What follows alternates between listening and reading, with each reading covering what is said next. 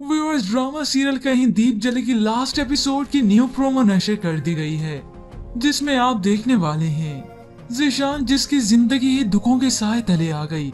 वरीदा के इसी गम में घर छोड़कर चला गया और फिर फोन करके अपनी वालदा से कहता है, जवान औलाद के गम से बड़ा गम माँ की जिंदगी में पैदा नहीं हो सकता।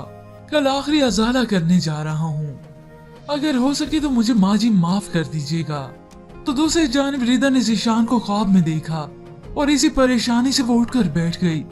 वो ज़ारो कतार रोने लगी और इसी तरह ज़ीशान की वालदा की भी उसके पास कॉल आई, जो रिदा को रोते हुए बताती हैं, तुम पे लगाया हुआ इल्जाम उसे चैन नहीं लेने दे रहा, जहनी अजियत का शिकार है वो, खुदा का वास्ता है उसे माफ कर दो।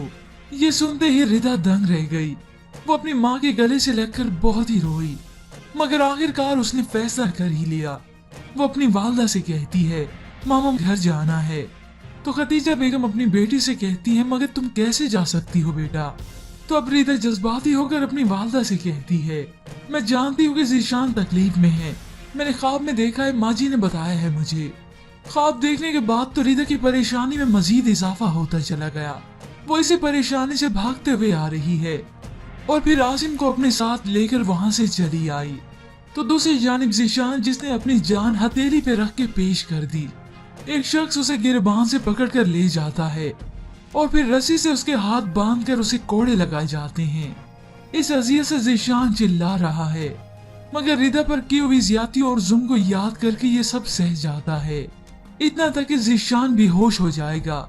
वहाँ रिदा जो कि ज़ीशान के घर आ रही है, तो दौरान सफर एक शख्स की कॉल आई जो उसे कहता है, बीबी तेरा शोहर आया है मेरे पास मरने के लिए, उसने इस पर्चे पे साइन किया है, अगर मुझे कुछ भी हो जाए तो इस नंबर पे कॉल करो। ये सुनते ही रिदा के औसान खता हो गए। रिदा वहाँ का परेशानी से पता पूछती है तो आसिम जल्दी से फोन कॉल लेके वहाँ से उसका एड्रेस मालूम करता है। अब दोनों बहन भाई उस पते पर जल्द से जल्द पहुँचने की कोशिश करते हैं।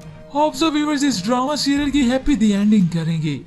ज़ीशान और रिदा आखिर में एक हो ही जाएंगे, क्योंकि रिदा ने ज़ीशान से मोहब्बत की थी, तो कीर से नहीं। दी एंड पर रिदा को खुशी दिखाना चाहिए, क्योंकि शुरू से लेकर आखिर तक वो शमीला की मक्कारियों का निशाना बनती आई, जिसकी वजह से उसकी जिंदगी तबाह बर्बाद होकर रह गई। और शमीला भी तो यही चाहती थी कि ज़ीशान और रिदा एक ना हो पाए। और शमीला का अंजाम जैसे कि हम आपको पिछले वीडियो में बता चुके हैं, वो बेघर तो हो गई, लेकिन मकाफात अमल अभी बाकी है। शमीला के सर पर कोई छत न रही, कोई सहारा नहीं रहा, मगर तमाम उम्र जो वो बहतान लगाती आई रिदा पर, अब उसका हिसाब भी तो चुकाना है। शमीला बेघर हुई तो उसे रास्ते में कुछ औबाश लोग देख लेंगे और उनकी नीयत खराब हो जाएगी। वो इसी मौके से फायदा उठाते हुए शमीला का गैंग रेप कर लेंगे। और इसी मौके पर जब पुलिस वहां पर पहुंचती है तो वहीं हैदर अली शमीला को पहचान लेता है।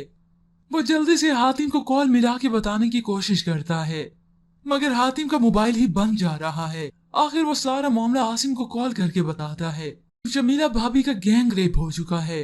आसिम ये सुनते ही हैरान रह गया, तो हैदर अली उसे कहता है, ये खबर पूरे मीडिया में आग की तरह फैल चुकी है, तुम टीवी ऑन करके देख लो, मगर यहाँ मत आना, क्योंकि हर कोई इसकी फैमिली का पूछ रहा है। मगर मैं नहीं चाहता कि आप लोगों का नाम सामने आए, वरना बहुत बदनामी होगी। और इसी तरह शमीला कहीं भी मुंह दिखाने के लायक नहीं रहती। अस्पताल एडमिट होने के बाद उसकी दिमागी हालत दुरुस्त नहीं रहती। मीडिया में यह मामला ठंड बाद जब आसिम और खदीजा बेगम उससे मिलने गए तो वो उन्हीं पर ही चिल्लाती है, दूर हो जाओ मुझसे। और फिर बाद में भी वो उनके साथ जाने के लिए तैयार नहीं थी, क्योंकि शमीला का भाई और भाभी ये मुल्क छोड़कर चले गए। और आखिरकार शमीला का ठिकाना कहीं और नहीं बल्कि वही दारुल अमान ही होता है, जहां वो हर वक्त जाने की रट लगाए रखती थी। इसके बाद व्यूवर्स अब कौन कौन देखना चाहते हैं ज़ीशान और रिदा को एक साथ? क्या ज़ीशान और रिदा एक हो जाएंगे? इसके मुतालिक हमें अपनी कीमती राय जरूर दीजिएगा। मज़ीद ड्रामास प्रोमो के लिए आप देखते रहिए।